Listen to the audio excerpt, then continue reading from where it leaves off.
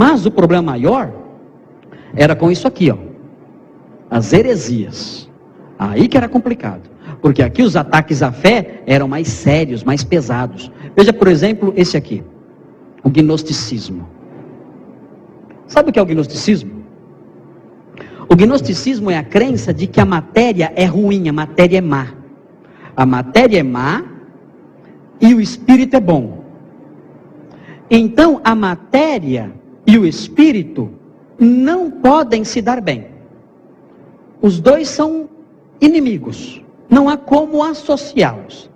Então veja, será que o gnosticismo acredita que Deus pode se fazer carne?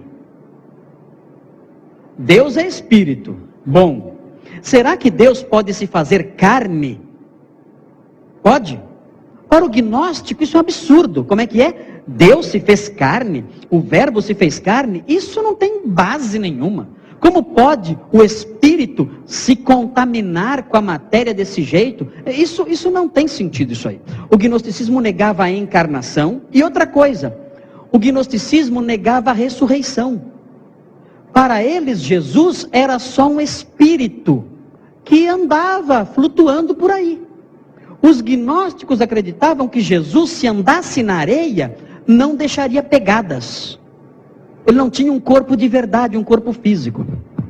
Vocês já notaram como os evangelistas e os escritores do Novo Testamento enfatizam a corporeidade de Jesus? João fala assim, o verbo se fez carne. Em 1 João está escrito assim, o que temos visto e o que as nossas mãos apalparam. Por que João fala isso? Porque ele escreve contra ideias gnósticas. O apóstolo Paulo fala assim, porque nele habita corporalmente toda a plenitude da divindade. Corporalmente. Ele enfatiza isso. Quando Jesus aparece, Lucas descreve Jesus aparecendo ressurreto. Olha, vejam que um espírito não tem carne e ossos, como vedes que eu tenho. Então, o Novo Testamento enfatiza muito que Jesus tinha carne e osso. Por quê? Por causa do gnosticismo. O gnosticismo dizia que o espírito não pode ter contato com a matéria sem se sujar. Nós temos uma alma? Temos, mas ela está sofrendo, presa ao corpo. Um dia ela vai se libertar disso. E eu posso já alcançar certos graus de amadurecimento e de salvação da minha alma através de um conhecimento esotérico, de um conhecimento secreto, hermético, fechado. A palavra gnosticismo vem de gnose. Gnose significa conhecimento. É daí que vem, por exemplo, a palavra ignorante. O que é um ignorante? É alguém que não tem conhecimento, não tem gnose. Não tem gnose, então é um ignorante, né? Não tem gnose. O gnosticismo dizia, olha, para ser salvo você tem que ter uma gnose, um conhecimento especial para você libertar a sua alma aí do seu corpo. Porque para o gnóstico o corpo é mau, a matéria é mau, o mundo todo é mau, tudo que é material não presta, só o que é espiritual presta. O que é material é sujo, o que é material não tem valor nenhum. Eles diziam que quem criou o mundo foi um demiurgo perverso. Uma emanação de Deus perversa criou o mundo material. Mas o mundo material é mau. O mundo material não presta, a matéria não presta, a matéria é má. O que vocês acham disso? A matéria é má? Claro que não. Quem fez o corpo? Deus. E viu Deus tudo quanto fizera. E eis que era muito bom. A Bíblia diz que a matéria é boa, que a criação é boa. Os gnósticos dizem, não, a matéria é má, a matéria contamina. E, gente, olha, até hoje tem gente que crê nisso. O gnosticismo não morreu, o gnosticismo está vivo. Tem sociedades gnósticas em São Paulo. Eu lembro que uma vez eu estava em frente a uma cabeleireira, esperando a minha filha cortar o cabelo, e a gente, que é homem, evita até entrar, né, nesses lugares, porque é um mundo totalmente diferente do mundo masculino, né? Dentro de uma cabeleireira, né? A gente se sente totalmente deslocado, né? Totalmente deslocado, um homem é numa cabeleireira. Você não sabe o que você faz, né? Quer deixar o homem perdido e botar lá dentro. Ele não sabe o que faz. Ele não sabe para onde olha. Então, fica lá fora, é melhor. Né? Eu fiquei lá fora, esperando, minha esposa e minhas filhas lá. Imagina a bagunça que virou aquilo. Deixei lá. E eu estava lá fora encostado num carro. Aí passou uma mulher, baixinha assim, eu não sei de onde surgiu. Ela veio, uma nave espacial, não sei. Lá, apareceu na minha frente. E eu estava distraído assim. Aí ela falou assim para mim: Jesus vai voltar. Eu dei aquele susto. Já estava dando relógio para ela já. Eu entrego tudo. Desesperado. Aí, e ela começou a me pregar para mim, né? E ele não vai pisar na terra, né? Eu só levando burdoada, né? Eu não estava entendendo a situação, né? Eu estava tentando entender o que estava acontecendo, né? Foi pego disso. Aí ela foi pregando e falando, e ele não vai pisar nesse mundo, porque esse mundo é muito sujo. Aí, depois de alguns minutos, né, tentando me recompor, eu pensei, peraí, mas o professor de teologia sou eu, quem tem que... Sou eu que tenho que bater, eu não posso ficar apanhando aqui, né? Eu tenho que falar alguma coisa, né? Eu consegui me recompor mais ou menos, né? O coração voltou ao normal, tudo. Peguei e falei, peraí. Falei, Jesus, a senhora está falando, está voltando, tá? Mas ele não vai pisar na terra. Falou, não. Falei, por quê? Porque a terra é suja. E ele é puro. Eu falei, eu quero fazer outra pergunta para a senhora. Ele já veio aqui alguma vez? Falou, já. E quando ele veio, ele era puro? Ela falou, era.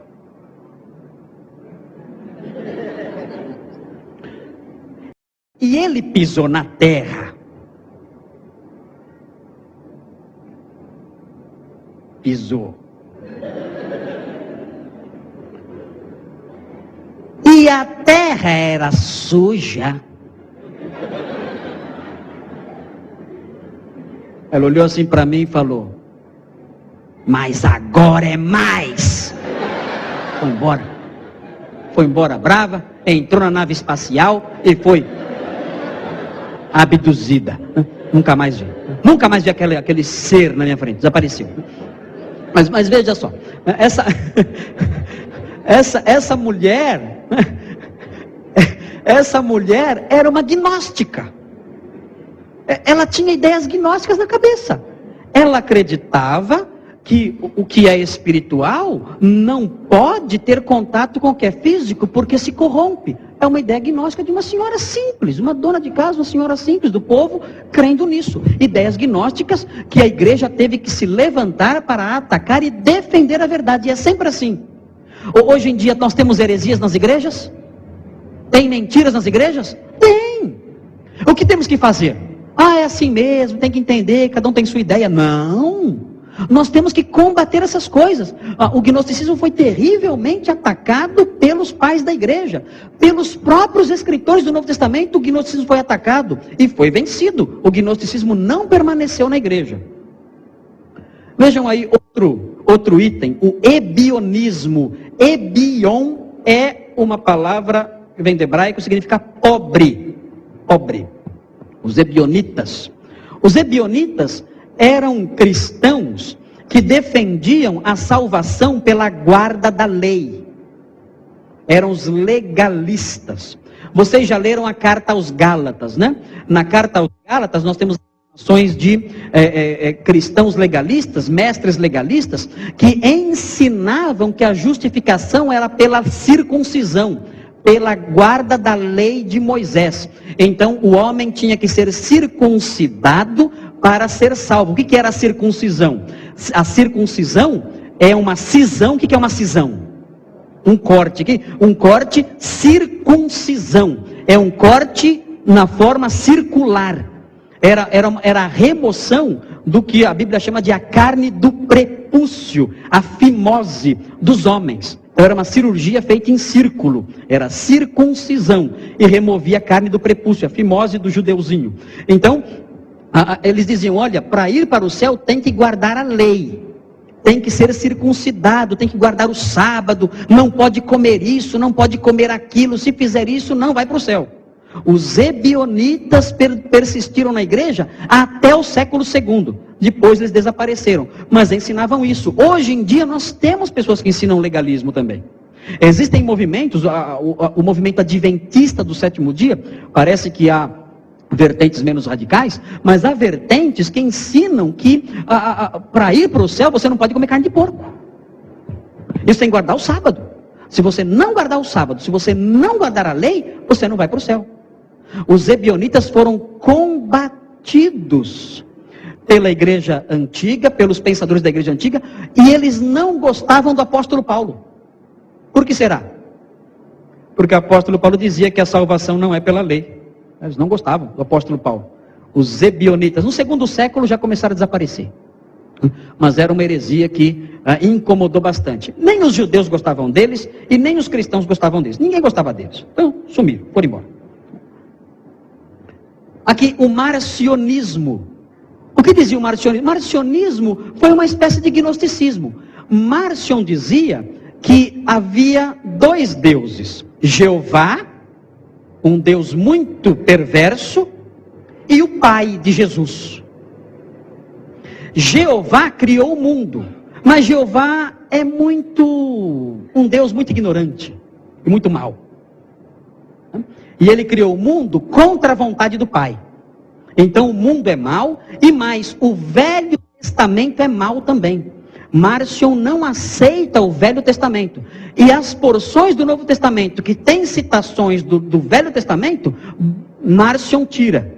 Ele estabeleceu um cânon do Novo Testamento só com Lucas, Atos e os escritos de Paulo recortados, sem as citações do Antigo Testamento.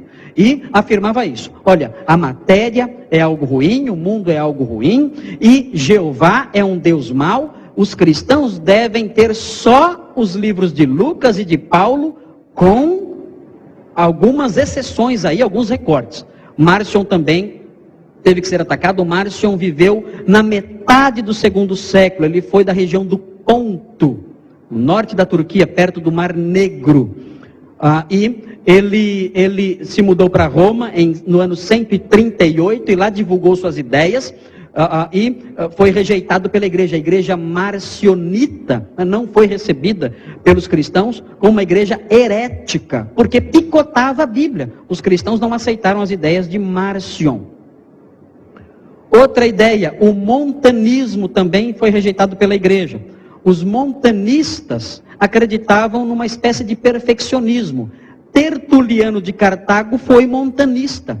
Aquele que disse o sangue dos mártires é semente, mais para frente na vida dele, ele rompeu com a igreja e se tornou montanista. Era um homem muito rígido, e ele queria uma igreja praticamente sem pecado. Era também muito legalista. Os montanistas eram muito legalistas. Tertuliano era tão rígido e tão legalista, que no final ele largou até o montanismo. Para ele o montanismo era muito light. Aí ele abriu uma igreja dele, os tertulianistas. Mas só tinha ele, porque ninguém aguentava. Só tinha ele, então fechou logo a igreja. Né? E ele acabou os dias dele meio que na obscuridade também, porque ele era um homem muito rígido, era um homem muito severo. Ele condenava, por exemplo, mulheres usando maquiagem, brincos. Ele atacava isso com muito vigor. Ele falava que as mulheres eram o portal do inferno. Ele falava. Tinha uma linguagem muito pesada, Tertuliano de Cartago. Ele era casado. Nunca acharam o diário da esposa dele, né? Mas devia ser terrível o diário da esposa de Tertuliano. Né? Que viveu essa mulher deve ter sido terrível. O sabelianismo, ou você pode chamar também de modalismo. O que é isso? É uma tentativa de explicar a Trindade. Como que pode existir Pai, Filho e Espírito Santo e ser um Deus só? Bom, o sabelianismo, com Sabélio, explicou da seguinte forma: olha, cada pessoa da Trindade é um modo de expressão de um Deus só. Então, no Antigo Testamento apareceu o Pai. Depois, o Pai virou o Filho. E aí, depois, o filho foi embora, e o filho virou o Espírito que está aí até hoje. Então, cada pessoa é um modo de Deus. O que vocês acham disso? Tá certo? Não? Como é que eu sei? Onde na Bíblia eu sei que os três são diferentes? Que texto da Bíblia mostra que os três são diferentes? O batismo de Jesus. O batismo de Jesus, ele está lá sendo batizado e vem uma voz do céu que fala assim: este é o meu filho. Logo quem falou isso? Foi o tio? Quem falou? Foi o pai. É meu filho. Este é o meu filho. Quem falou foi o pai. E aí aconteceu algo interessante. Veio uma pombinha. E era o quê? O Espírito. Os três distintos ali. Então o sabelianismo não tem o menor fundamento. E outra coisa também. Se o pai primeiro era o pai, era pai de quem?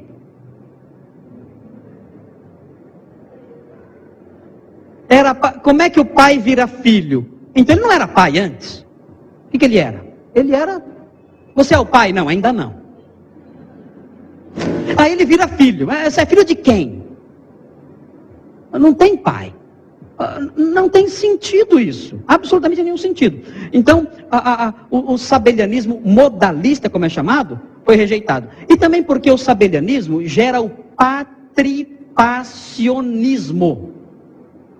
O que é isso? O que é patri? Pai. O que é passion? Paixão. Paixão. Alguém que é muito passional. O que é uma pessoa passional? É uma pessoa que é movida pela paixão. Os adolescentes, né? São muito passionais, né? Vê a menina, começa a tremer, né? Sente mal, né? Dói o estômago, não consegue, começa a gaguejar, né? Perde a naturalidade, né? O que é isso? É a pessoa que é passional, não consegue, tenta ser natural, fica até ridículo, né? Ele tenta ser natural, mas não consegue. A paixão domina totalmente. Uma coisa que não dá para esconder, né? Que está bêbado, que comeu mexerica e que está apaixonado. Não tem como esconder isso. É a paixão, né? Paixão significa sofrimento. Patripassionismo, o que é? É o sofrimento do pai. Então, o sabelianismo ensinava que quem morreu na cruz? O pai. O pai morreu na cruz. Como? Virando filho. O pai virou filho e morreu na cruz. Então é o sofrimento do pai.